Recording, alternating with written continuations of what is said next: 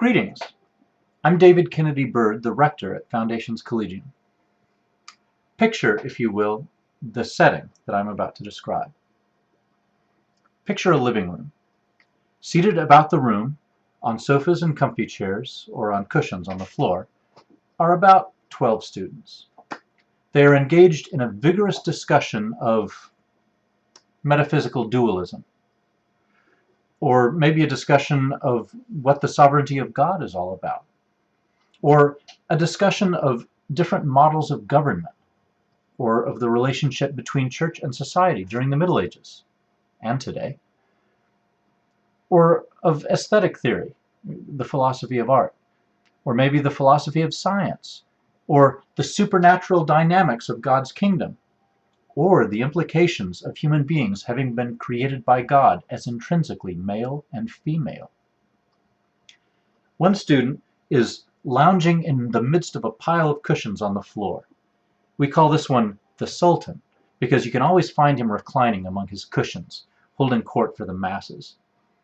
At other times, there will be 2 or 3 students sitting on the floor. Someone else may be taking advantage of the fact that he's, temporarily anyway, got one of the sofas to himself, stretching out a bit. It's no big deal. The point is not whether we are seated at wooden desks all lined up in neat rows. The point is that the students are actually acquiring knowledge and wisdom, and they're acquiring it by the bucket load. Back to the students who are engaged in energetic debate. These students are not angry or aggressive, but they are earnest. They're not just tossing out unfounded opinions like the ones you find on message strings on Yahoo News stories. You know exactly what I'm talking about. One person says, "Well, I think blah, blah, blah, blah, blah."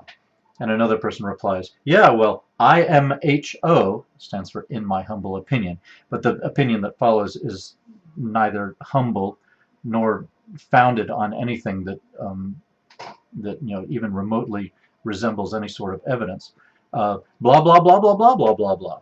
A third person says something that's not only not humble, but it's arrogant and completely ignorant and laced with profanity. And then a fourth person jumps up and calls the third one an idiot, and it goes down from there. I mean, people's ancestry gets called into question. It gets ugly. That's not what these students are doing. They are striving to assemble rational arguments in favor of what they believe. They are striving to figure out exactly what it is about the opposing positions that they have a problem with.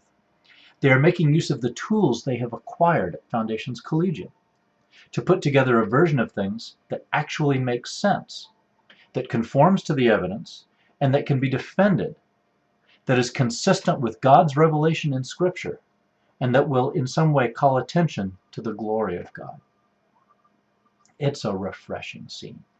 Open engagement, lots of laughter and congeniality, almost disturbing levels of philosophical nerd humor. If you've ever experienced philosophical nerd humor, then you'll know immediately what I'm talking about. There are lots of intelligent questions, and the occasional goofy question just for spice. There are times of prayer and times of worship of the one true God. There's plenty of serious philosophy, serious discipleship, serious exploration of who God is and what His world is all about. The sum total of all of this is a program that's designed to equip bright Christian homeschooled teens with the tools they'll need to love and serve God throughout their lives, to actively and intelligently engage the culture around them, and to expand the influence of God's kingdom. One upside is that in the process, they have an awful lot of fun.